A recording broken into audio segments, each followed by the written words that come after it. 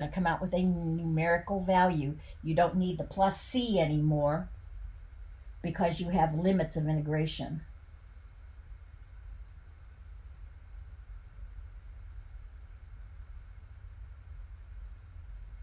So no plus c is needed.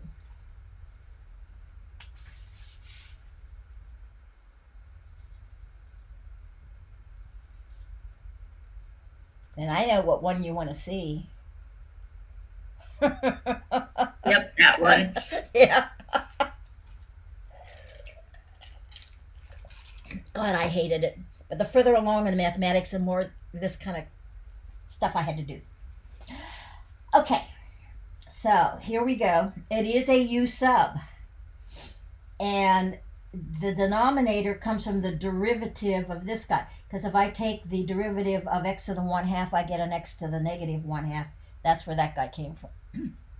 So I'm going to let u be equal to. Now, by the way, this will be, I'm going to stop where I want you to stop on Monday. I don't want you to take this problem all the way down. And u is going to be, and I'm just going to go ahead and write him as x to the 1/2 minus 1. So when I look at this, this is the integral of from 1 to 4. My blob, which is x to the 1/2 minus 1 to the 3/2 times 1 over x to the 1/2 dx. So that's the thing that contains the blob. That's the thing that's left over, right? So this is what I'm going to be looking for to do the replacement. So that du is 1/2 times x to the negative 1/2 dx, which is 1/2 times 1 over x to the 1/2 dx. I only need this part of it. So I'm going to go ahead and put du back in there. So that multiply both sides by 2. 2 du is 1 over x to the 1/2 dx. So this becomes 2 du.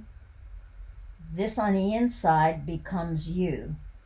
Now we have to remember that these limits of integration, 1 and 4, are x values. So that when I come down to do the integral,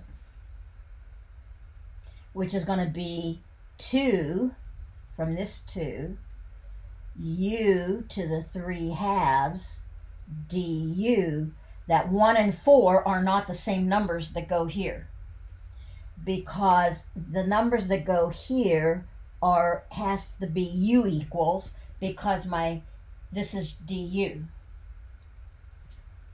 Well, I know what u is.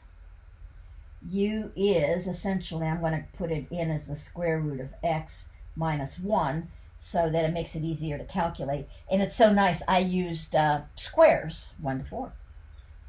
So that says suppose x is 1, then u is the square root of 1 minus 1. Well, that's just 0. So this number down here is a 0. And suppose x equals 4. That's the upper number.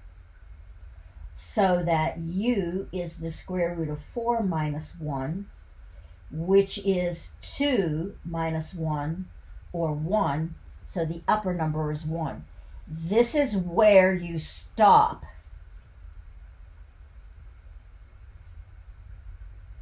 I know that you can integrate that. That's a basic. And I know you can take a basic from 0 to 1. Well, how do I know? Well, you've already done a definite integral. So I know you can do a definite integral. The whole thing that I want to know here, can you make the change of variable? So this is where you stop.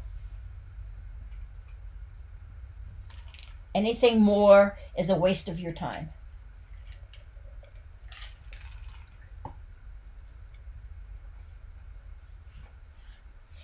Any questions on making changes of variable?